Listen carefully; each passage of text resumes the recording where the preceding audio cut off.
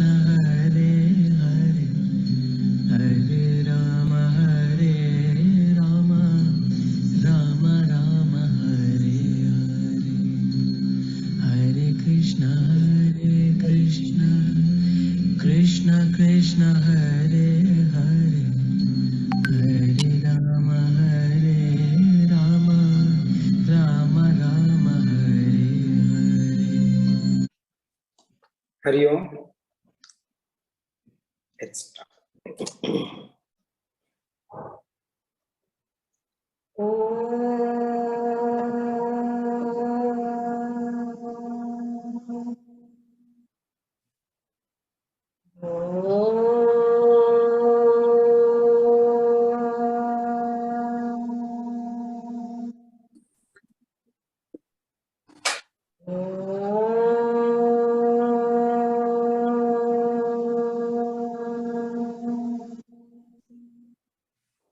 Sahana Vavatu Sahano Bhunaktu Sahaviryankaravavahai Tejasvinavaditamastu ma vidvishavahai.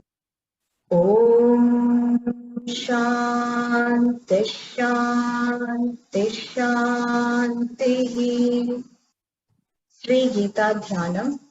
Om Parthaya Pratibodhitam Bhagavata Narayanena Swayam Vyasena Gratitam Purana Munina Madhye Mahabharatam Advaitamritavarshini Bhagavati Ashtadashadhyayini Amba Tvamanusandhatami Bhagavad-gite Bhavadvishini Namostute Vyasa Vishala Buddhi Pullarabindayatapatra Netra Yena Tvaya Bharatataya Purnaha Prajvalito Jnanamaya Pradipaha Prapanna Parijataya Totra Vaitrekapanaya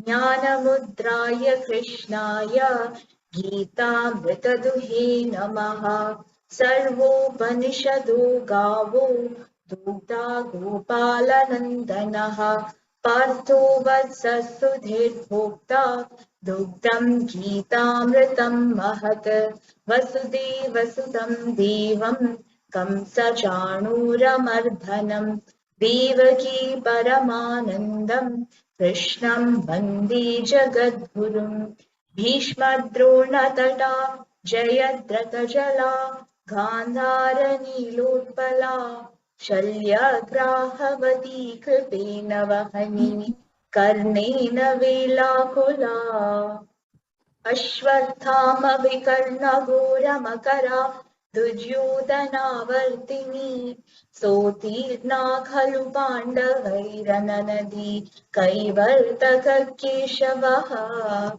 Parashadhyavacha Sarojamamalam Geetarthagantootkatam Nanakyanaka Kesaram Harikata Sambodhana Bhuditam Loke Sajjana Shatparairaharaha Pipiyamanam Muda Bhuyadharata Pankajam Kalimala Pradvamsina Shreyase Mukam Karoti Vachalam Pangum Langayati Girim Yatkripatamaham Vande Paramananda Madhavam Yam Brahma Varunindra Rudra Marutaha Tunvanti Divyaistavaihi Vedai Sangapadakramupaniषदे Gayanti Yam Samagaha Dhyanavastita Tadgatena Manasa Pashyanti Yam Yogino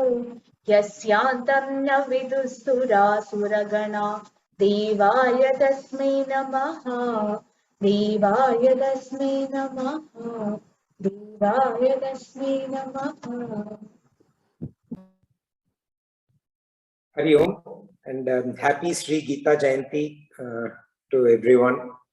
Actually, I didn't realize today was Gita Jayanti till Rama posted in the group, and I was quite pleasantly surprised, and also felt very happy because some of the verses that we are covering today, it's like Krishna blesses people like us who study Gita, and it's we are so lucky that today we are doing Gita. It just happens that Gita Jayanti happens to be on a Saturday, and we are covering those verses, so it's a very special blessing. And I also realized as I was writing the topic is Satsang 107. So we'll actually finish next Satsang, mostly 19. Actually, we will finish next Satsang, and that will be 108 Satsang. Which is supposed to be again a mighty coincidence. That we are completing Bhagavad Gita in the 108th Satsang. So indeed very blessed. And with that, let's start.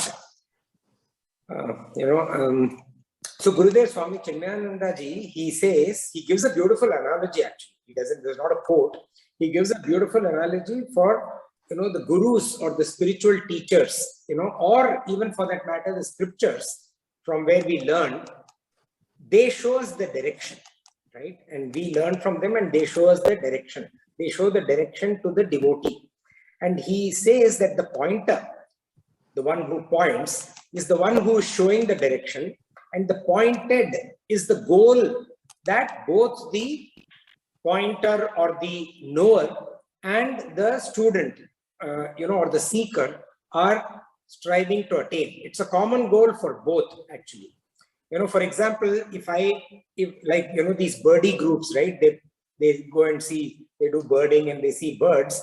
One of them spots and they point to the bird, or a wildlife enthusiast, right? You point and then you look at, let's say I'm pointing to you, you look at my hand and then you look at my fingertip and then you look at the direction in which you let go of my hand and fingertip and you follow the direction which it is pointing towards. And then finally identify the object which is being pointed at. Right? So that's the way, you let go. And, it is often said that, like we saw in last satsang, you have to let go. Sarva dharman parityajya. So everything you have to let go at some stage or the other. Whether it is you're following or whether it is the guru that you are following, whatever it may be, that is what it is said. But here, last satsang we saw that Sri Krishna, the Supreme, is pointing towards Bhagavan, the Supreme. And there we hold on very fast, hold on to both. Right? Bhagavan Sri Krishna is teaching us about the Supreme truth. So Sarva Bhavena, we hold on with all faculties. We don't let go. Sharanam Gacha, we take complete refuge. Tameva, in him alone. And then Tat Prasadat, by his grace, Sthanam Prapsyasi Shashvatam, you shall attain absolute peace. The eternal abode is what Bhagavan says. And Bhagavan tells us, all of us, his creation, the human being is also part of his creation, that we can do what we choose to do. Whatever action that we choose to do. Kuru stands for action. Ichchasi stands for as per one's desire.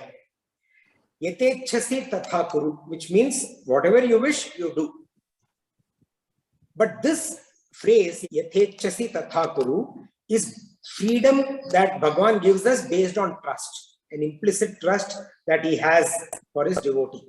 The trust that the human being would act after reflecting upon the knowledge that the human being has gained through Bhagavan's teaching, the knowledge imparted by Bhagavan, Vimishraya. So that's the freedom that he gives based on trust. See, we make our choices. All of us, we all act based on our choice. And we make our choices based on our likes and our dislikes. And then we run after our likes and we run away from our dislikes. And soon enough, we discover that what we run away from runs towards us at double the speed, and what we run after runs away from us. at double the speed, right?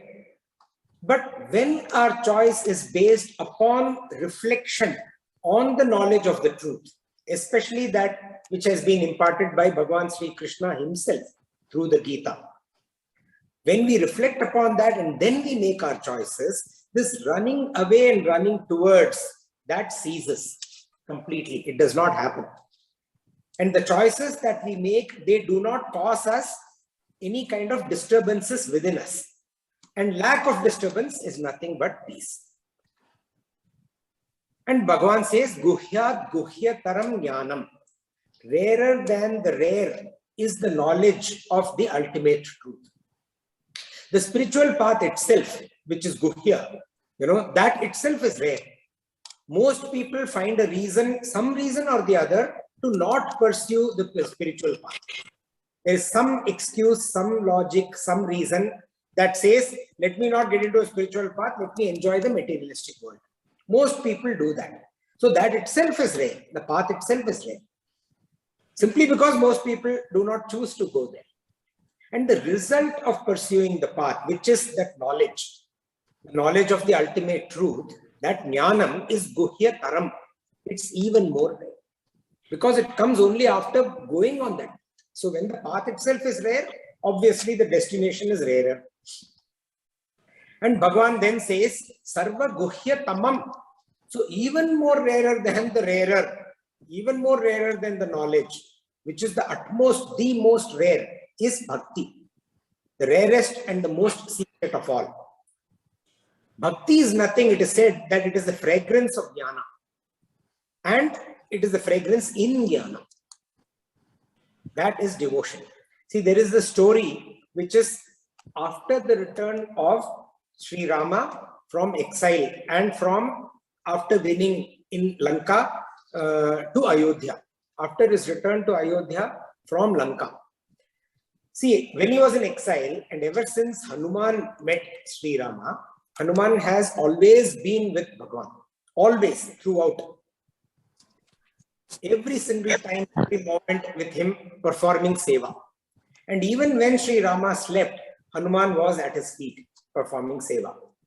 Now, back in Ayodhya, after everything has been done at night, Rama and Sita is now there, and both of them retire into their chambers, their room. And Hanuman follows faithfully, as always. He's always with Rama or follows faithfully. And Sita gives Rama this perplexed look, what's going on here? Why is Hanuman following us here? And then Rama lovingly tells Hanuman that Hanuman, this chamber is for us only.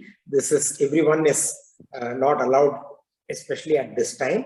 So you need to leave. And Hanuman is just standing there perplexed, completely looking bewildered. What is Rama? What is this Bhagavan saying? I can't leave. How can I leave and go? It's unimaginable for him to leave and go. So he's just standing there. And Rama, just looking at him standing, understands because he has been with Rama throughout, every single moment.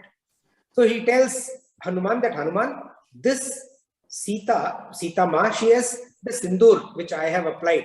And that gives her the privilege to be in the chambers, and this is our chamber. And you are not supposed to be here at this point in time. Now, Hanuman didn't get anything of what Bhagavan is saying. And but then he listens to whatever Sri Rama says. There's no question of, even thinking anything other than what he says. So he quietly leaves because it's God's direction, God's wish. The next day he goes to Sita and he says, Sita, Ma, what is this sindoor? And then Sita explains that this is this vermilion, which, I constantly pray for Sri Rama's health and apply, which he first applied to me. So Hanuman goes to the market and buys like sackfuls of sindoor. And then at night he goes to Sri Rama's chambers and Sita's chambers, are completely doused in sindoor. They say, no, Abhishekam, full head to toe sindoor. And he says, Bhagavan, I also constantly pray for you.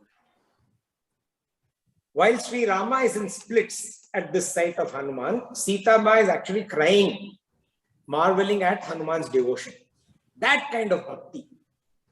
Actually Guruji, Swami Tejomayananda ji says about bhakti, Nirgune Nischala Nishtha, Sagune Sarasaratihi, which means devotion is firm abidance in the Nirguna and absorbed reveling in the Saguna. We studied what Nirguna and Saguna is. In Nirguna, firm abidance and absorbed reveling in Saguna. Like my mother was saying, she's in Srirangam now, she is absorbed reveling day in and day out in that Saguna Bhagwan. Beautiful description of devotion. And thus Bhagwan says, Manmana Bhava. The attitude is that of fixing one's mind in Bhagwan, in the Manmana, completely fixing, single-pointed devotion, Ananya Bhakti that we read about in chapter 12, on the Supreme. And that too with an attitude of devotion. Bhava Mad Bhakta. Manmana Bhava Mad Bhakta. That Bhava is in between Manmana and Mad Bhakta. So it is to be taken for both. Manmana Bhava, the attitude of single-pointed focus, and Bhava Mad Bhakta, the attitude of devotion. Because single-pointed focus even Ravana had. This is the devoted single-pointed attention towards Bhagwan. And he says, Madhyaji Mam Namaskuru. Prostration and worship, they are a mark of subordinating one's ego towards the Supreme, towards what we hold in reverence. And obviously Bhagwan. Srimad Bhagavatam actually mentions 9 aspects or lakshanas of devotion. Nava Vidha Bhakti. And Prahlada recites these in response to Hiranyakashipu's question when he asked him, what did you learn in the Gurukula? And it goes, Shravanam Kirtanam Vishnu, Smaranam Pada Sevanam, Archanam Vandanam Dasyam, Sakhyam Atmanivedanam. So these are the 9 forms of bhakti. Now, in my notes, I have written about all of them. We have covered this earlier. Okay, it was just a repeat. So please go through it in the notes. I'm not going to spend time right now going through each one of them in detail because it will then, lead to us extending the time. So this kind of devotion, this kind of bhakti. And for such a devotee, Bhagavan makes a promise. He says, Priyosime, you are dear to me. That bhakta is dear to Bhagavan. And through God's love, this bhakta attains Bhagavan. And he says, Ma me vaishyasi, you shall come to me alone. That is the promise. Te pratijane, I promise you. And then moving on, see, verse 66 is one of the most popular verses, very oft quoted also, because it provides a way, it provides a route. We talked about spiritual path, which is rare. This verse gives the route for all kinds of seekers or searchers, whoever it may be. Anybody, all human beings, there is a guidance in this verse for them to follow when they wish to take up the spiritual path. In fact, any scripture, Bhagavad Gita especially, like I sent in today's, when Bhagavad Gita is there, what is the need for any other scripture, right? So, Bhagavad Gita itself is for everyone. Anyone can follow it and attain. So, whoever it may be, whatever level they may have, they may be in the life, in their lives, whatever situation they may be, whatever state of spiritual maturity they may have reached, this is for them. Bhagavad Gita is for them. This verse also gives a very good direction for them to embrace spirituality and grow spiritually. And we will see also in today's satsang, the result of such kind of path which is pursued. And I want to kind of take a slight deviation here to say that all of us, see, when we do this, when as a student of Bhagavad Gita, if at all anyone ridicules or makes fun of our pursuit, because people in the, you said Guhya, path is Guhya, right? Which means most people are not following. And I can tell you, I have experienced this. Even today, continue to, most of us, what are you doing? Don't you have anything better to do? So all kinds of things, like it could be ridicule, it could be making fun, it could be just, some kind of a small joke or whatever it may be. Or it could be pointing to a flaw. See, all of us have flaws. And we have had, as we grow spiritually, we let go of these flaws. Let go of what is spiritual ultimate peace. Ultimate peace is letting go of disturbances. Letting go of disturbances is letting go of Shadripu. Shadripu is the flaws that are there within us.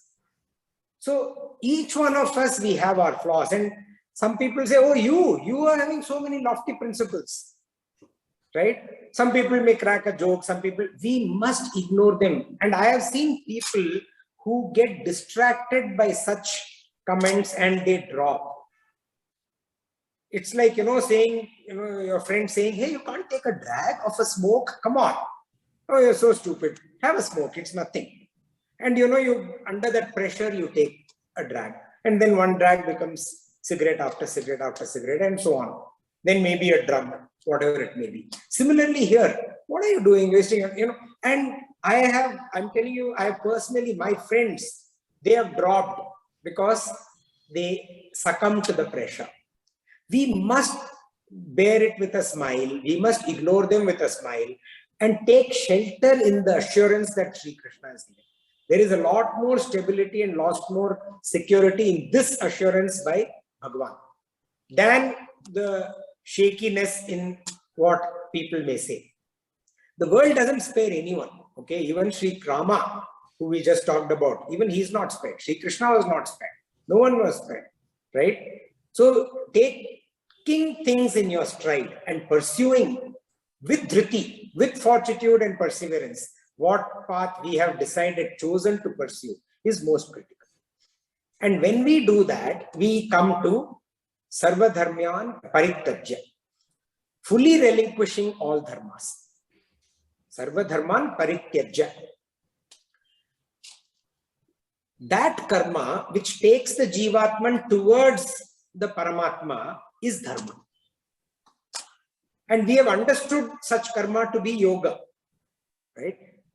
Karma yoga takes us Godward through relinquishment of ego. Jnana yoga takes us Godward through giving us the understanding of the supreme nature of the Paramatma, of Ishvara. And Bhakti yoga takes us Godward by helping us enter into this Ishvara. And on attainment of this Godhood, on attainment of that level of spiritual maturity, this helpful dharma, which took us there, needs to be abandoned, needs to be let go of, needs to be sacrificed, must be relinquished. And Bhagavan says, take refuge in me alone. Mam ekam sharanam vraja. Abandoning everything else, just completely take refuge in me. Sharanagati. The will of the Jivatman is completely subdued to the will of the Paramatma. And then he says, Aham tva sarva papebhyaha moksha isyami ma shuchaha. I will liberate you from all sins, grieve not. See, this is a very well-defined path for every seeker, at whatever level that seeker may be. Every searcher, at whatever level that searcher may be. That is because everyone must act. There's no other choice. You have to, human beings have to act. And through one's karma, one performs karma. And by the performance of karma, one attains karma. So it's a beautiful cycle, a vicious cycle. Through karma, karma, karma, karma. That's what happens. But ultimate liberation is complete cessation of karma. And how does that happen? See, there are 3 levels of stages of human beings' maturity and growth. For the one who is in the world of action, who is in this samsara, this maturity comes from transforming karma into karma yoga. One lets go of ego, that sense of individuality, while performing one's duties and actions. That aspect of aham and mama, I did it, it is mine, that goes away by devotion to the Supreme. When you act in a manner that you devote what you do to the Supreme, the sense of I am doing goes away. And when this happens with Bhagavan's grace, prasadaha, that grace, such a person attains a pure mind or chitta shuddhi. The result of karma yoga is chitta shuddhi, which is nothing but sarva papebhyaha moksha ishyami. which is what Bhagavan has referred to. That Chitta Shuddhi is this. Moksha is within oneself. The second person is one who has let go of all duties completed, and then can minimize action in the real world. Avoid going to some parties, not doing some work that you would have done otherwise, maybe take a part retirement from work in the office, those kind of things, right? That happens by the steadiness and determination to leave material works, the aspects that are there in the material world, and fully devote oneself to spiritual pursuit. And that spiritual pursuit is of the self-discovery, that unveiling the divinity within, with which we started our satsang, right? And that requires unswivering fortitude. Avyabhicharena dhritya. That's what we had read when we studied dhriti. And then when this happens, with Bhagavan's grace, such a person attains freedom from all disturbances which originate in the samsara, in the material world. That is also sarva papebhyaha mokshayisyami. So moksha is within and around. The third one is for a person who has completely let go of the material, completely out of it, disassociated with the material world. And this happens through complete detachment from any and all dharma. Dharma means all pursuits. Complete detachments from all pursuits, which are associated with life in samsara, and also with spiritual growth, all types of yoga also. Sarva dharman parityajya. And then with Bhagavan's grace, this person attains freedom from all disturbances in the material world, and also freedom from disturbances that are accumulated through previous lives, through the soul's journey. All of that freedom is attained, which is again sarva papebhyaha mokshayisyami. Moksha is within and without. So right through, and actually one of this leads to the other. When we perform karma yoga diligently, then it does lead to avyabhicharena dhritya, in that pursuit. And when we do that continuously, it does lead to sarva dharman parityajya. It may take more than one life, but it does lead. And with this, Sri Krishna has completed or concluded this doctrine of the Gita Shastra. The spiritual or scriptural, the scriptural teachings which are there in as form of Bhagavad Gita, Srimad Bhagavad Gita. Now he gives the Sampradaya Vidhi, the knowledge of what should be followed, the knowledge of following and sharing the Bhagavad Gita, what has been taught. That we shall see from next verse onwards. Yeah, let's go to verse 67. Idam tena tapaskaya. Idam tena tapaskaya.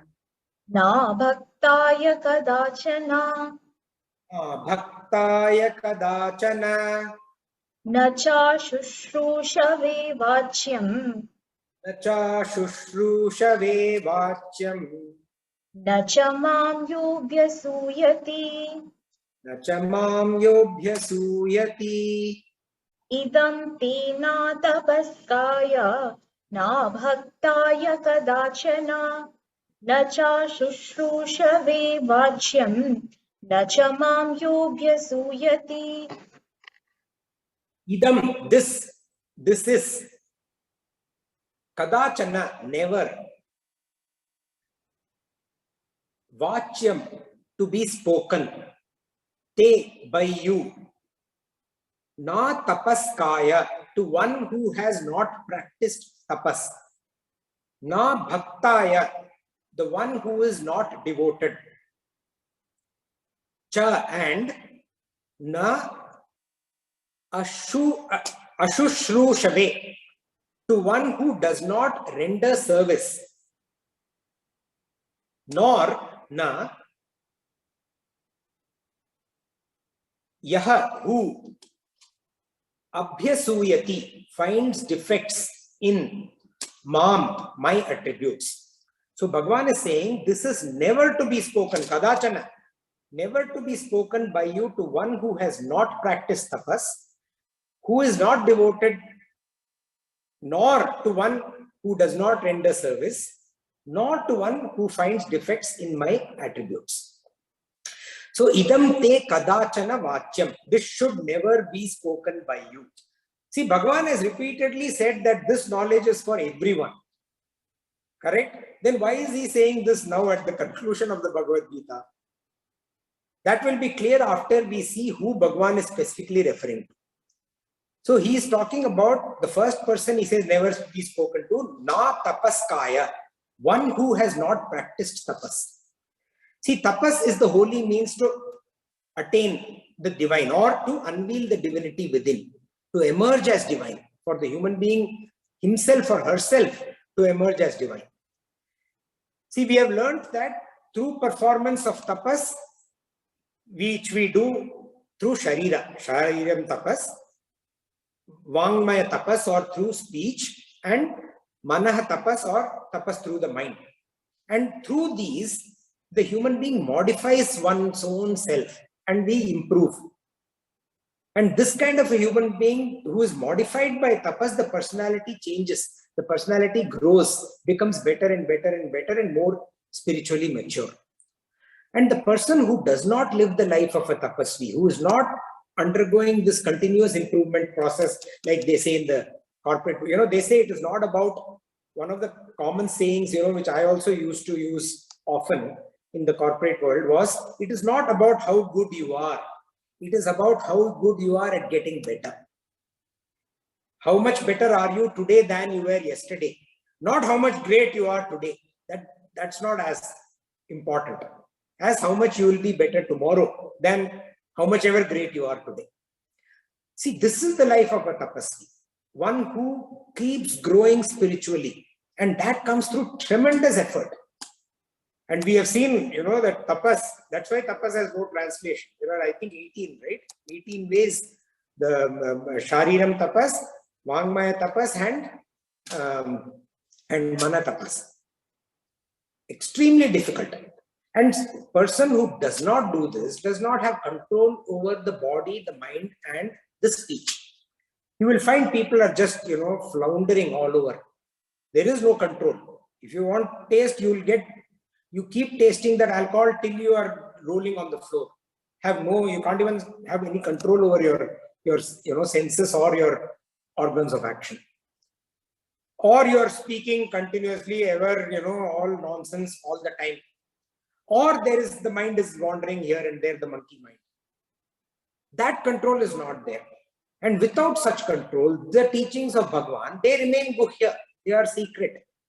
That guhya that Bhagavan talked about. The second thing he says is na bhaktaya, those who have no devotion. See, submitting to a higher ideal is a prerequisite for letting go of one's ego or the sense of individuality. Without bowing to something else or someone else, the ego doesn't go away. It's a prerequisite. And one who does not do so is not capable of love. It's impossible to love unless you take a step down. Just not capable of love. And for the egoist and for someone who doesn't know anything about love, the teachings of Bhagavan remain a guhya. How can one love this Bhagavan the way Guruji Swami Tejomayananda described, right? That type of nischala, steadfastness, or that type of regaling will not be there.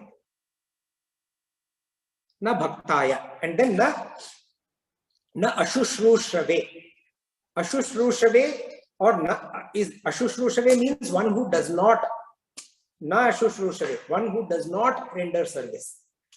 See, service happens. We serve others because we see the divine in that person. We see that person, otherwise that attitude of service will never come. We see the divinity, that is why we serve others. Or whichever aspect of creation and that is why we have idol worship, because it gives us practice to serve and see that supreme divine in that idol. That is the beauty of idol worship. One who does not cannot unravel the secret of his presence everywhere, within and without, in all, within everything and everywhere. Without that attitude, we will not be able to see the divinity around us and within us. And hence, the teachings will remain guhya, secret. And then Bhagavan says, Mam yobhya suyati, one who finds defects in my attributes, one who complains. See, faith moves mountains. And one who does not have faith in the Supreme will find fault where there is none. For such people, the teachings of Bhagavan again remain guhya, secret. Now, one who is a devotee, one who understands, one who is sharing, one who has learned and making an effort to share, for such people, if we start sharing with such people, it is not only going to make any impact. We'll spend repeated cycles of time, but the other person, there is no impact. Not only that, the energy of such people are expended in futility, wasted effort. So Bhagavan's guidance is that let those people go through their karma cycle. You know, today's action is because of previous karma. Tomorrow's karma is because of today's karma. Let them go through that. At some point in time, they start wanting to pursue the path of spirituality. At that time, it is worth sharing. Otherwise, it will be wasted effort on both parts. And what is derived by what is the benefit derived by the people who hears the Bhagavad Gita, studies the Bhagavad Gita, shares the Bhagavad Gita, which are the teachings of Bhagavan, and does it as an act of service to Bhagavan. That Bhagavan talks about in the next two verses. We will cover them together, verse 68 and 69. Ya imam paramam guhyam madbhakteshvabidasyati bhaktim mahi param kritva mame vaishyatya samshayah na cha tasman manusyeshu kaschinme priyakrittamaha bhavita na cha me tasmad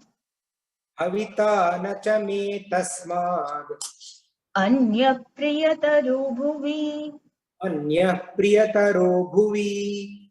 ya imam paramam guhyam madbhakteshvabidasyati bhaktim mahi param kritva mame vaishyatya samshayah na cha tasman manusyeshu kaschinme priyakrittamaha bhavita na cha me tasmad anya priyataro bhuvi. Yaha who abhidasyati expounds, imam this, paramam supreme, guhyam secret, mad bhakteshu to my devotees, kritva acquiring, param supreme, bhaktim devotion, mai towards me, mame vaishyah, mame vaishyatya or mame vaishyah shall come to me alone, asamshayah without a doubt. And then he continues, and cha not manushyeshu among humans, kaschin anyone, priyakrittamaha who does dearer service, to me, tasman than this person, cha and nor bhavita shall be, anyah another, bhuvi on earth, priyataro dearer, to me, tasmad than this person. So Bhagavan says, who expounds this supreme secret to my devotees, acquiring supreme devotion towards me, shall come to me alone without a doubt, and not among humans is there anyone who does dearer service to me than this person, nor shall there be another on earth dearer to me than this person. So Bhagavan is saying, Yah, whoever Bhagavan repeats again, Yah. So previous verse he said, don't share. So he is making sure that this message is not lost through misunderstanding. Whoever, irrespective of who that human being is, not just caste, creed, race, sex, not just that, anyone who follows, who has even a semblance of devotion. Exceptions are what Bhagavan specified. Who is just not devoted at all, who is completely into the samsaric world. Let that person enjoy, revel in the worldly life. Let that person be where that person is. So Bhagavan says, whoever, all inclusive. And the exception is people who do not care. See, hunger lends taste to food. And eating without hunger leads to digestive issues. Similarly, only those who are hungry for learning and for spiritual growth, they derive benefit from the teachings of Bhagavan. And people who are of this type, who have this spiritual hunger, they are the devotees, quote unquote. They are nothing but the devotees. And for those who are not having this hunger for spiritual growth, for the teachings of Bhagavan, Bhagavan says that this Imam Param, this supreme teaching, remains a secret, Guhyam. And what about the devotees? So Bhagavan says that those who know must share his teachings with the devotees. Devotees are nothing but people who have this spiritual hunger. Must share. So Bhagavan is almost giving an instruction here. Mad bhakteshu abhidasyati. One who does this, he says, the benefit for the person who shares, acquires even more devotion, supreme devotion. He says, Bhaktim mai param kritva. When we share the devotion, so whoever is sharing, there is a level of devotion. And that devotion only increases and increases and increases. So when we share, the devotion increases. That is the benefit that Bhagavan is saying for this person. And such a person, he says, Ma me vaishyatya samshayaha, shall come to me without a doubt. See, the good and the beneficial in a person increases when shared with others. We have seen that in the material world also. One of my company principles was, I think I shared this earlier, give away everything you know and more will come back. See, this is a synergistic thing in the knowledge world, by the way. In the knowledge industry, see, you give more, you share more, more sharing happens, more and more sharing happens.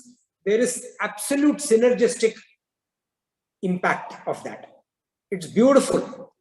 Fostering others or other lives is a sure means to enrich one's own life. There's no question about it. There's no doubt about it. Sharing through satsang is a means to learn. No one person is a teacher here. Learning happens through sharing. And it is also better than studying alone. Better learning happens through sharing than through just studying by oneself sitting in a corner in your desk. Of course, that is also beneficial. This is even more beneficial. And probably this should be followed after individual self-study. And not only that, Bhagavan says this increases devotion to Sri Krishna. And devotion then results in attitude of service. When you have that attitude of devotion, automatically attitude of service follows. And Bhagavan says that one who shares his teachings or the learnings from his teachings does service that is most dear to him. Kaschin me priyatamaha tasman manushyeshu. So this kind of service is most dear to him. See, one who expounds Srimad Bhagavad Gita should never ever assume the role of a master. Then that person will start experiencing ego. Okay? And that ego will hamper the spiritual growth of that person. Even Sri Krishna, see what a beautiful depiction. Sri Krishna, when he teaches Bhagavad Gita, what is he? He is a charioteer to Arjuna. He is not the master of Arjuna. Even he, depicts this. So this image behind me, he is the charioteer. And Krishna, Arjuna is his boss. Right? So never assume the role of a master. See, one must think of oneself as an instrument at the hands of Bhagavan. to spread his message, to do his work. And this attitude of servant to Bhagwan, that leads then more and more devotion to Bhagwan. And that delight in being devoted to him. There's a delight in being that kind of a devotion. There's an inner joy. And there is an inner joy in propagating his teaching among the good people, the virtuous people. That kind of delight increases the steadfastness in bhakti. That dhriti gets better and better and better, stronger and stronger and stronger. See, one can only spread the word of the supreme teacher. One can never take upon oneself the mantle of being a teacher. And Bhagavan says, Bhavita nacha me tasmad anyah priyataro bhuvi. There is no one dearer to me, says Sri Krishna. It is the sacred duty of those who have studied the Gita to share this knowledge. See, each one of us may not be able to expound. Okay, we may not be orators, right? We may not be able to do that. But all of us can in some way or the other share this knowledge. We can point people towards authentic sources that share the knowledge. We can support the dissemination of knowledge by spreading the word that it is happening, right? We can even support organizations that do this work so beautifully. You know, look for them, identify them, support them in various ways through giving personal time, through financially. You know, they have a lot of needs. So that can be, finance is a tool for them to be able to spread this message. So all of this, in whatever manner possible, you know, that helps the flow of this knowledge like a river, like a perennial river. That is what Bhagavan is saying, because this is what then ultimately leads to human growth and leads away from disaster. See, there was this nice little video that in our family group that I think Rama only shared, okay? And I shared it with other groups. And somebody commented, you know, this is a 2-year-old story. Is your eyes seeing this only today? You know, that video was about how, you know, people should take action to preserve the, there's this dinosaur which gets into United Nations and gives a lecture. What are you doing, mankind? See what happened to me. Why are you doing what happened to me to yourself? Why are you bringing upon extinction upon yourself? The dinosaur is addressing United Nations, right? So that video I shared, and this is a 2-year-old video. Your eyes got to see this only now. I said my eyes, whether they got to see it only now or not is irrelevant. How many times does the human mind has to see this or experience this or understand this before we improve our ways? We don't keep on bringing, you know, destruction upon ourselves. So this perennial flow of knowledge is what Bhagavan says is good. And that is what Gita Sampradaya is. How can we share? How can we support sharing? And what is it for all of us, people like us, who are the students of the Gita? What about all of us? That Bhagavan covers in the next verse. Adhyeshyate chaya imam. Adhyeshyate chaya imam. Dharmyam samvadamavayoho. Dharmyam samvadamavayoho. Jnana-yajnena tenaham. Jnana-yajnena tenaham. Ishtasyamiti me matihi. Ishtasyamiti me matihi. Adhyeshyate chaya imam. Dharmyam samvadamavayoho. Jnana-yajnena tenaham. Ishtasyamiti me matihi. So before I go to this verse, I forgot to say something which I had in my mind in the previous verse. So we have discussed a couple of times in the satsang itself and multiple times outside of satsang.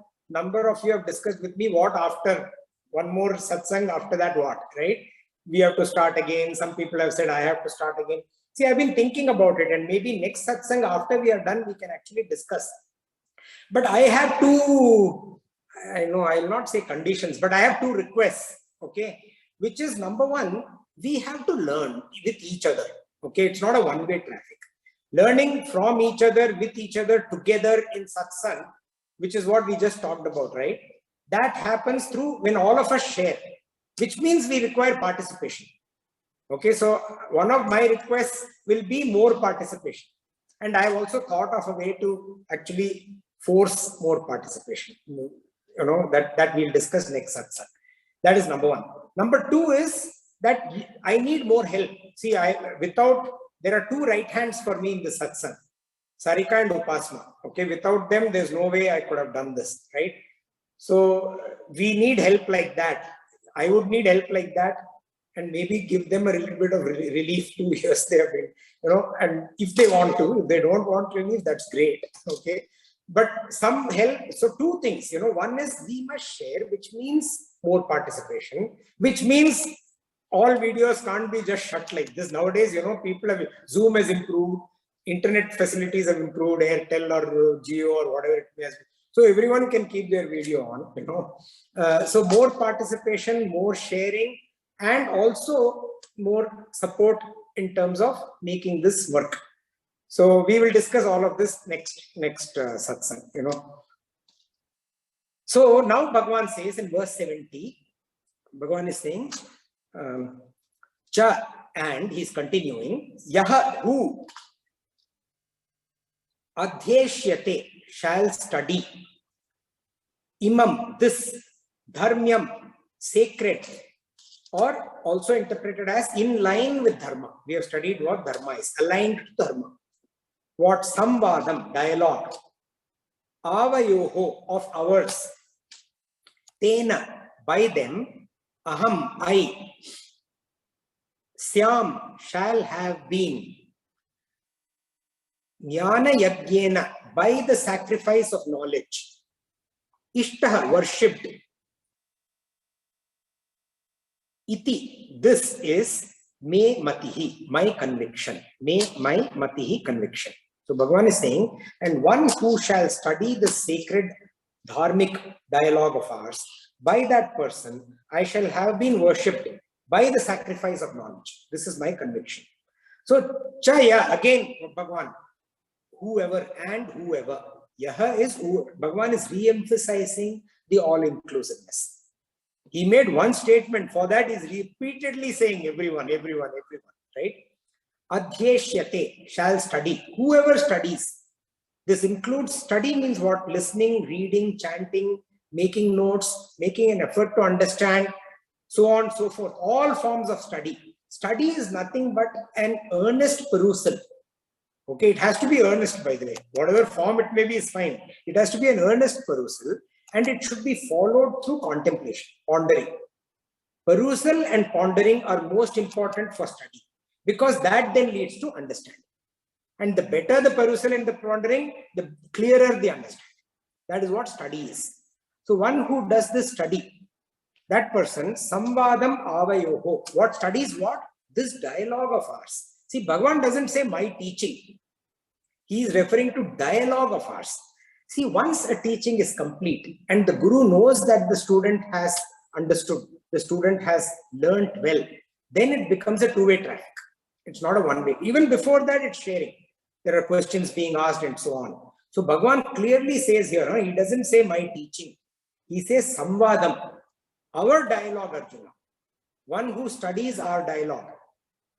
See, adhyeshyate also implies adhering to the teachings of Gita. So one is listening, chanting, reading, trying to understand, and so on and so forth. The other is adhering to the teachings of the Gita in our day-to-day life. The conviction to lead life as per the principles enshrined in Srimad Bhagavad Gita. That kind of conviction. That is also adhyeshyate. Adhyeshyate. So, see, my cousin recently turned 50 and he loudly announced to everyone the conviction to lead his life, as per the principles of Bhagavad Gita. That kind of conviction.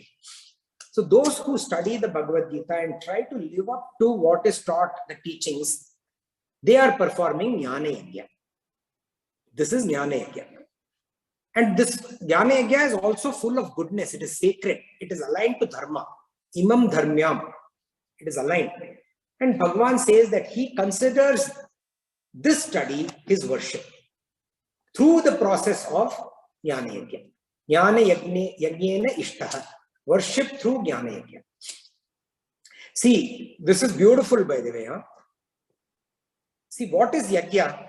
Yajna is you kindle a fire and you pour an oblation into the fire and you pray to the Supreme, to the higher spirits, right?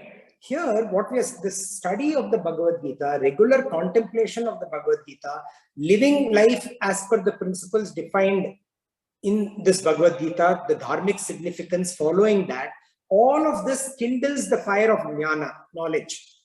That jnana is fire, it's fire of knowledge. And in that fire of knowledge, the student of the Bhagavad Gita, offers. That's the process of oblation. And what does the person offer? One's false values, one's egos, the sense of individuality, all that is offered into this fire, negative tendencies, and so on. And this is yajna through jnana. It's a beautiful way. Now moving on, Bhagavan. So now it is said in that Parvati asks Lord Shiva, how one who has so much work to do, so much duty, okay, doesn't have the time to recite 1,000 names and hundreds of 1,000 names of Bhagavan Shri Vishnu, Vishnu Sahasranama, okay? That person, what does that person do? See, Parvati says, it comes in Vishnu Sahasranama. Parvatya vacha keno paena laghuna Vishnur nama sahasrakam pathyate pandite nityam shrotumichhamyaham prabho. And then Bhagavan Shiva says, Ishvara vacha Shri Rama Rama Rameti Rame Rame Manorame Sahasra Nama Tattulyam Shri Rama Nama Varanami. So Shiva tells Parvati, chant the name of Shri Rama 3 times. That is equivalent to chanting thousands of names of Vishnu Bhagavan. So in the same vein, what about those who do not have the time to study the Bhagavad Gita, share the knowledge, support the sharing, because life is busy, but they are devotees? What about them? That Bhagavan covers in the next verse.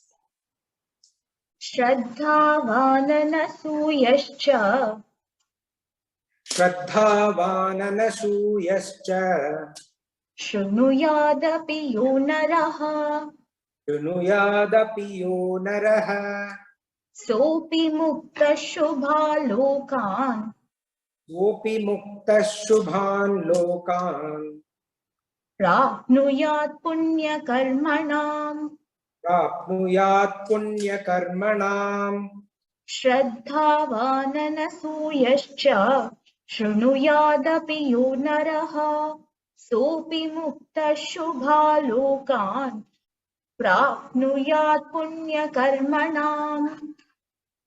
Api also, yo naraha, the person who shunuyat, listens to it, listens to these teachings, shraddhavan, full of faith, anashuyascha, and cha is and, anashuyaha, without cavilling or complaining, sopi, saha, saha api, again Bhagavan says saha, such a person api also, muktaha, shall be liberated, prapnuyat, shall attain, shubhan, the auspicious, lokan, realms, punya karmanam, of those righteous deeds.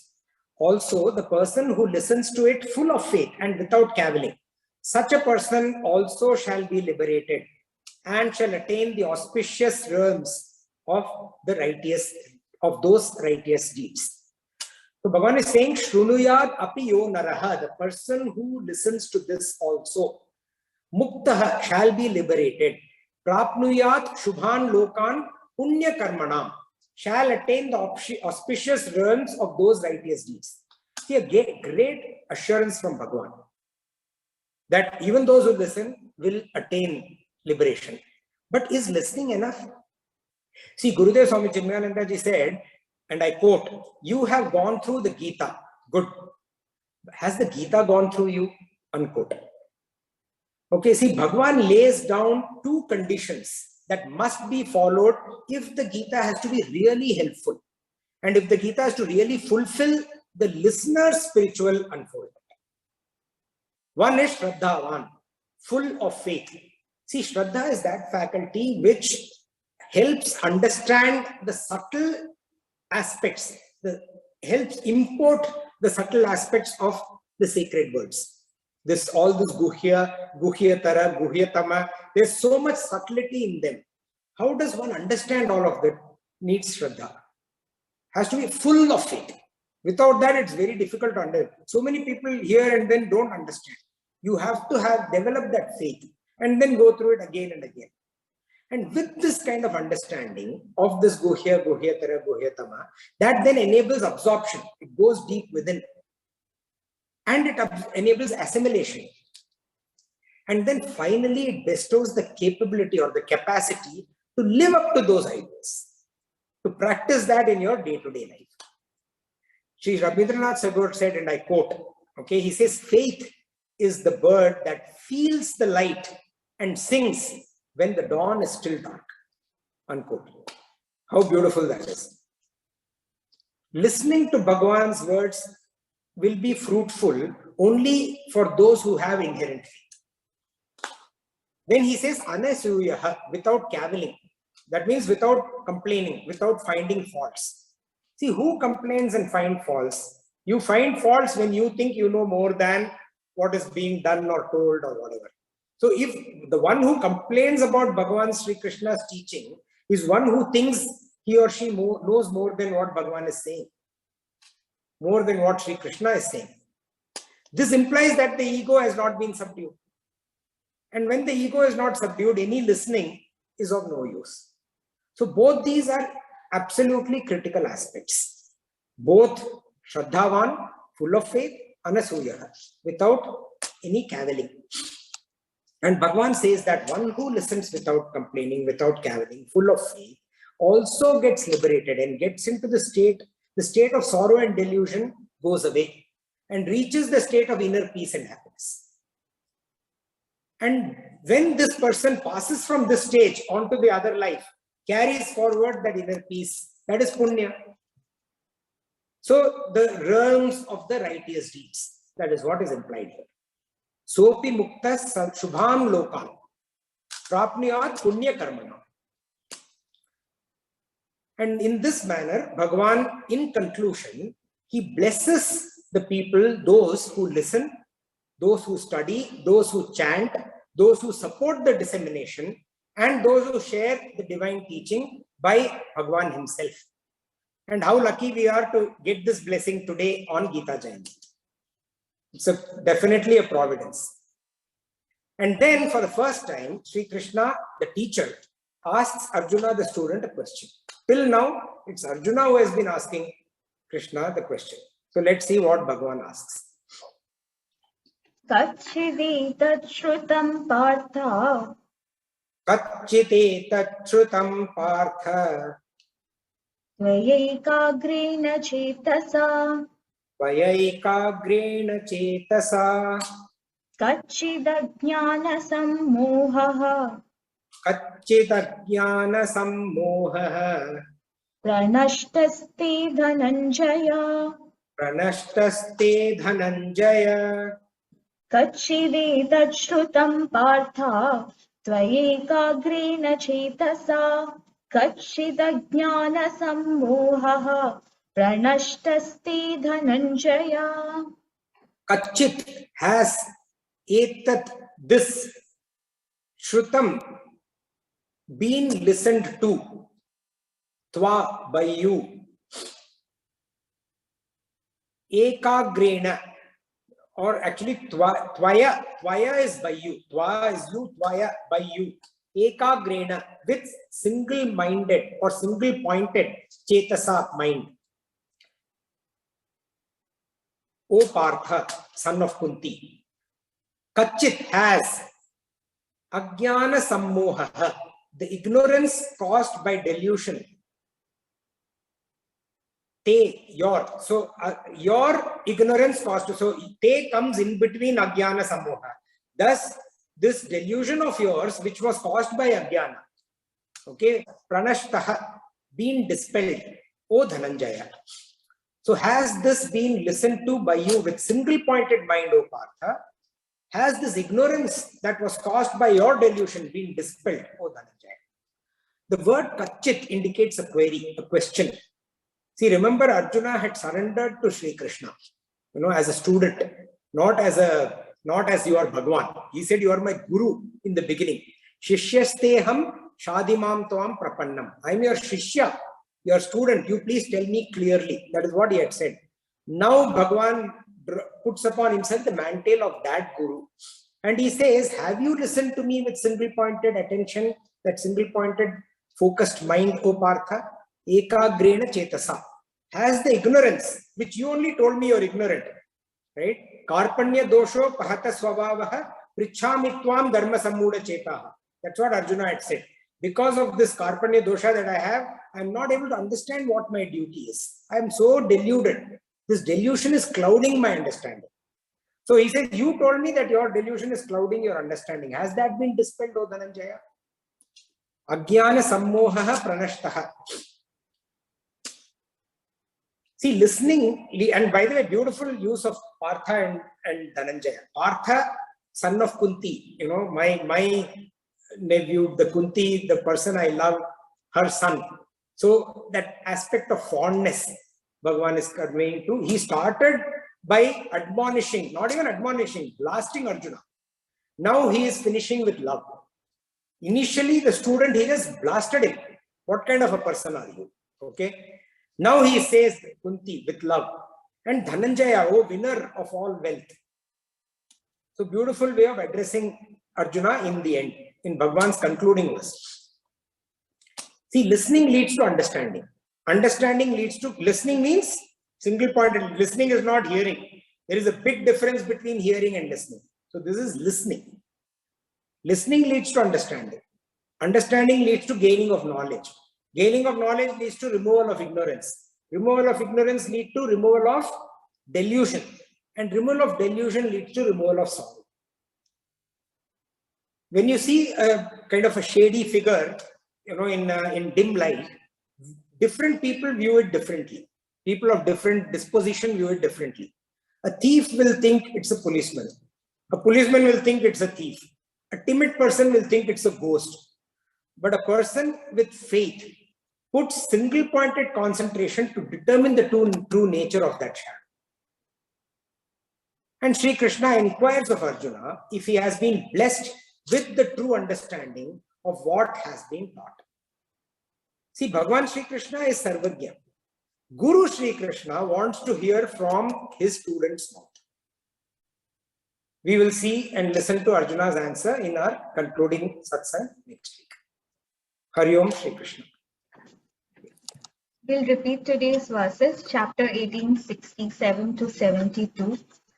Idam te na tapaskaya na bhaktaya kadachana na cha shushrushavi vachyam na cha mam yubhya suyati ya imam paramam guhyam mad bhaktishva vidhasyati bhaktim mai param kritva mame vaishyatya samshayaha na cha tasman manusheshu kaschinme priyakrittamaha bhavita na cha me tasmat anya priyataro bhuvi adhyeshyate chaya imam dharmyam samvadamavayoho jnana yajnena tenaham ishtasyamiti me matihi Shraddhavananasuyascha shrunuyadapi yo naraha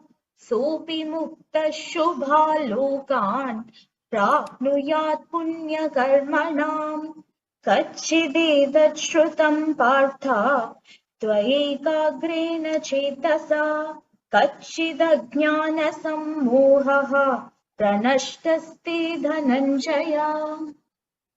Om Asato ma sadgamaya tamaso ma jyotirgamaya mrityorma amritam gamaya Om Purna पूर्णमदः पूर्णमिदं पूर्णात् पूर्णमुदच्यते पूर्णस्य पूर्णमादाय पूर्णमेवावशिष्यते ॐ शान्ति शान्ति शान्तिः हरिः ॐ श्रीगुरुभ्यो नमः हरिः ॐ Hari Om.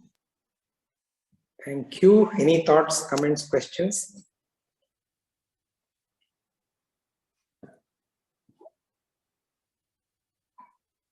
Yeah, I do have a question in the sense that I don't know how to express it. When as you said, doing karma is a vicious circle, go round and round and round until you're ready for the karma sannyas. You will keep going round and round. Is that what it means? I mean, it looks as everybody, normally we think that Bhagavad Gita is full of contradiction. Unless we go over and over again, those contradictions disappear in the end. Otherwise, they all look like contradictions to us when we read.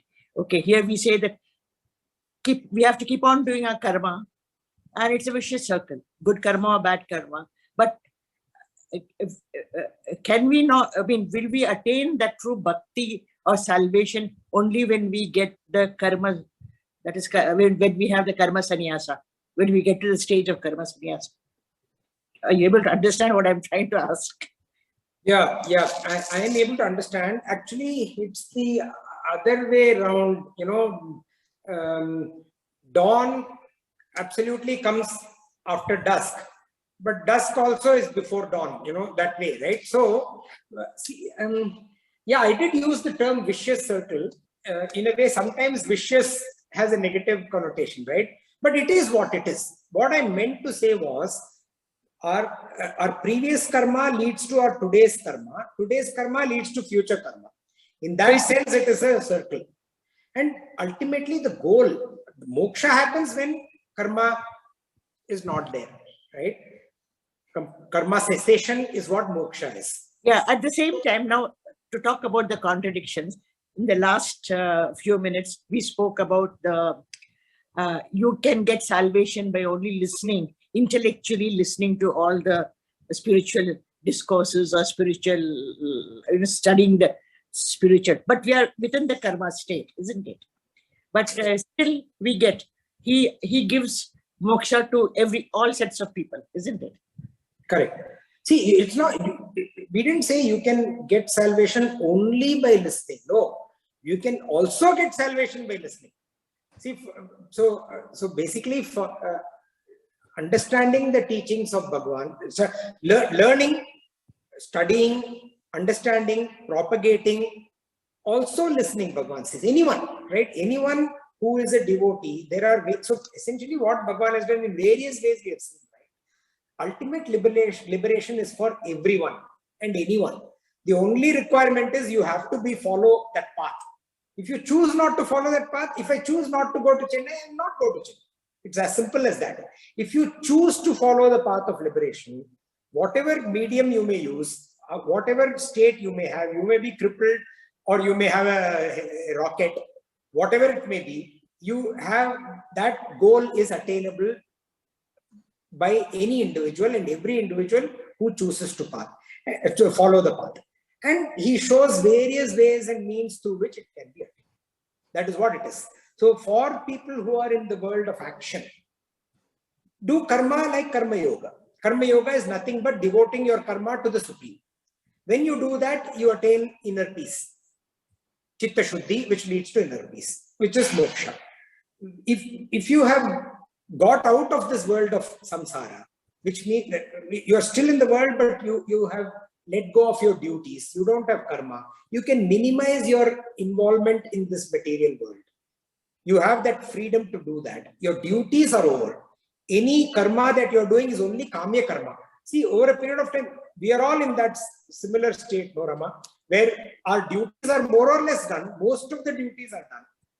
And what we do is for our wish to fulfill our kamya, our kama, our desire. So in that situation, we minimize. So Bhagavan says, minimize your kamya karma through dhriti. Minimize all of that. Minimize karma. Go deeper into only pursuit of spiritual learning. Focus your life and time on that only. Because anyway, you don't have duties to do. So instead of generally philandering in life and, getting all your wishes fulfilled, focus on pursuing your spiritual path. That is what you should. Is what Bhagavan says. It's very difficult. I mean, that concept, what is my spiritual goal, how I follow is, I just want to give you a true example. I have a very good friend. She's a leading plastic surgeon in Calcutta. Her daughter is 32. She was in USA for 4 years. Now, she was very good in yoga. I mean, I'm talking about yoga asanas. She suddenly found that is not her life. She found a new meaning in her life. Now she's living on the beach in Goa. You look at her, I don't know how parents can see their own children do that. Living on the beach, teaching everybody yoga. And she's living in a hut, and she comes from, parents very well to do. And that is spirituality for her. But how do you accept, she's like giving up karma sannyas kind of a thing, living only on and a youngster, these things are quite, I'm not able to analyze, So who is in trouble here, the mother or the daughter? The mother is in trouble, that's all. The parents, both mother and father, are in deep trouble. I don't even know how she performs surgery and things like that with, this kind of, what I'm trying to say, could you call that karma sannyasa? My question is, just take the girl in consideration. Can you consider that karma sannyasa? She has she has nobody to report to. She's an individual, but she's living on the sands, on the beach, sleeping there every day, getting a few rupees to live the day by teaching yoga to whoever who's there.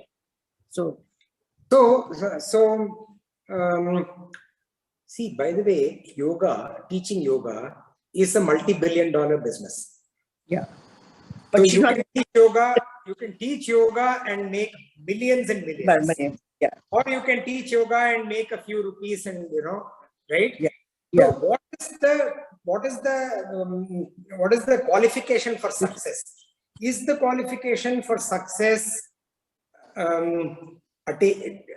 getting a position of a director, vice president, or whatever, and making money, building a house, building the second house, third house, getting a car? See, we lived our life like that, by the way. So all the time, our parents set that pressure for us, and we had to deliver to that pressure. We are obedient in delivering to that pressure, right? And what was I going to say? Yeah, so we lived our life like that, and we also said, my children are today in America because I set it up for them to be in America, by the way. They didn't even know it, that they were kids.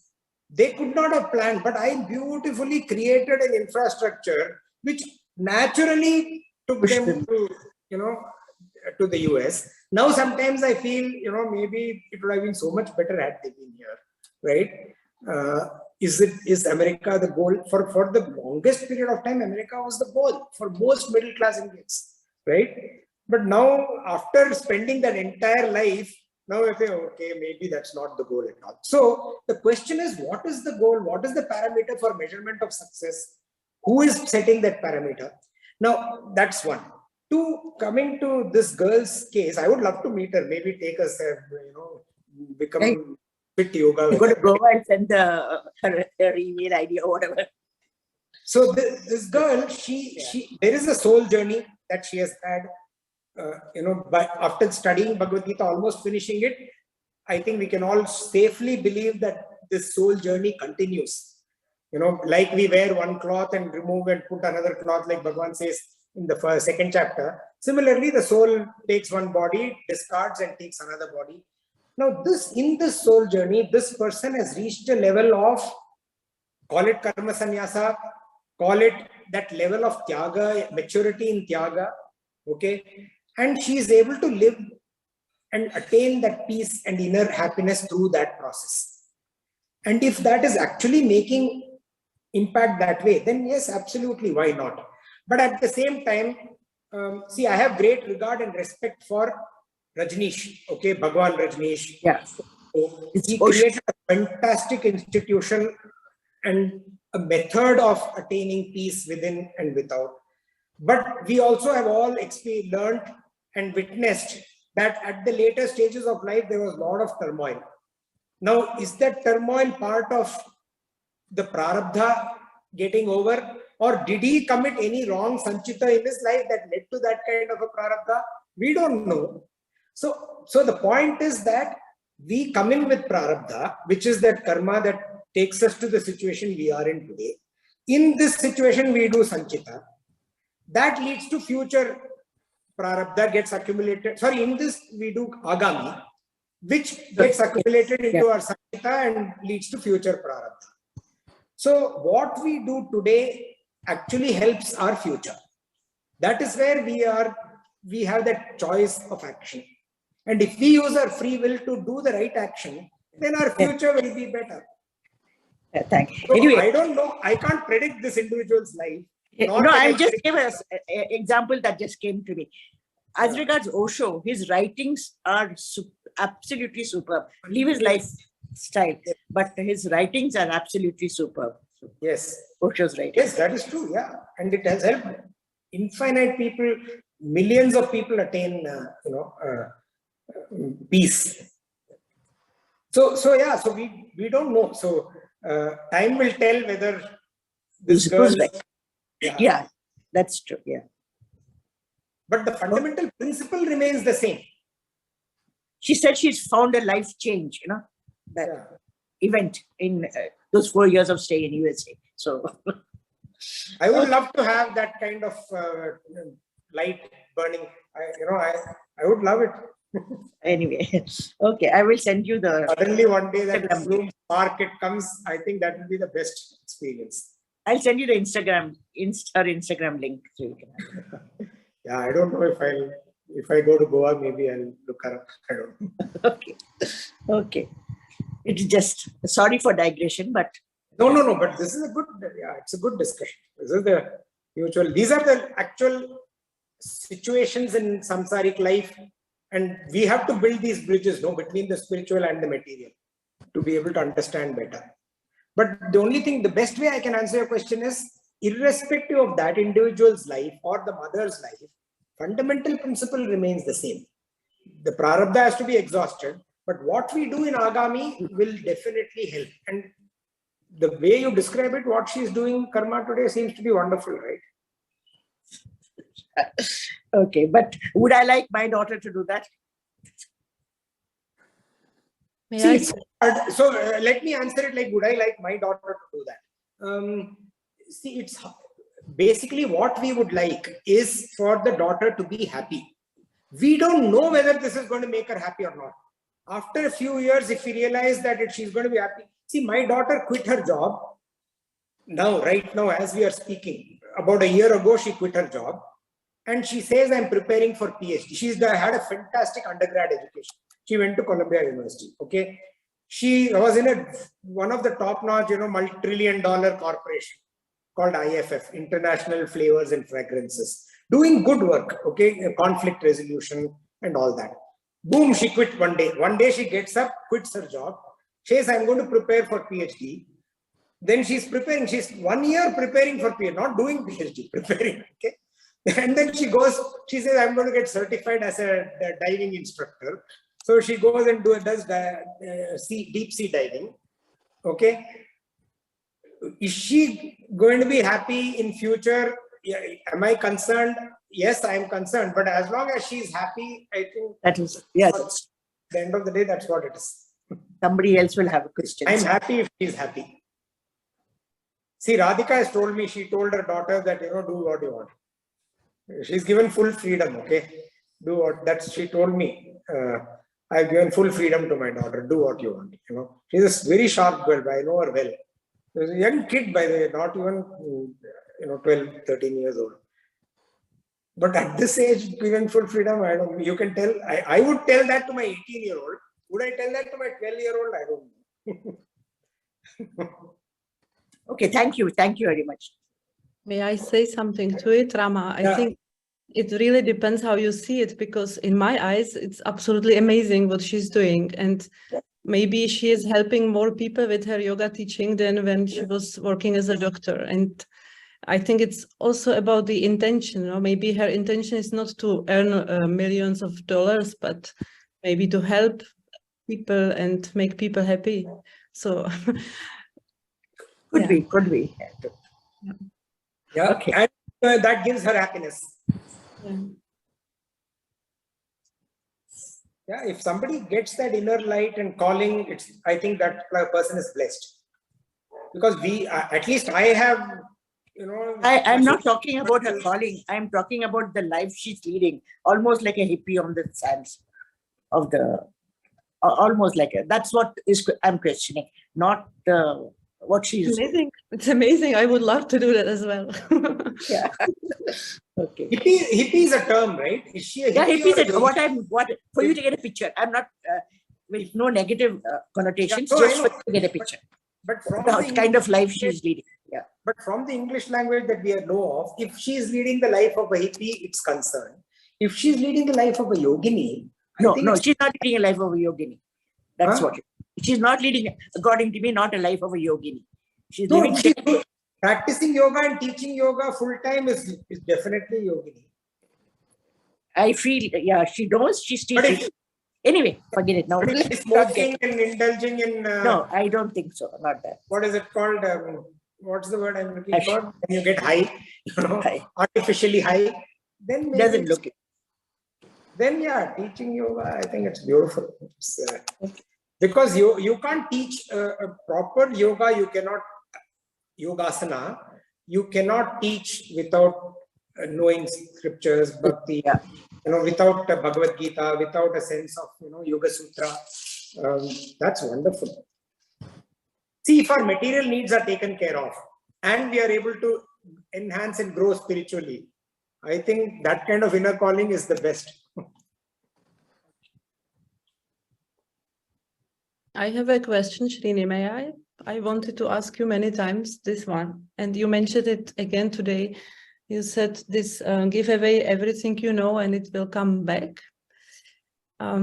Does it apply every time? Because sometimes I feel that maybe the person is not ready for hearing everything what I know. Yes, absolutely. I mean, it doesn't apply every time. And Bhagavan said today also, though, we covered it, right? He says, do not share with, he qualifies people. So he has clearly told us who not to share it. So if you see any of those symptoms or aspects in that person, do not share. If a person is complaining, anyway, let's not go to that again. We went through each of those. If any of those are there, then clear direction is not to share. But if a person doesn't understand, is ready, not ready, but if a person has faith and is not cavilling, then share. So we know clearly who not to share and who to share. That very clearly has been defined. After that, it is up to the person, how the person receives, accepts, and what the person does with what that person has learned or heard.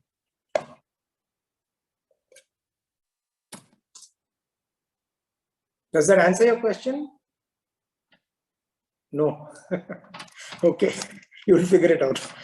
No, it doesn't. It's very clear. You're like, yeah. Think about it. Okay, if there is nothing else, then we can say Hari Om and we'll meet next Saturday for our last satsang. And we'll also discuss what to do. I have some thoughts I'll share.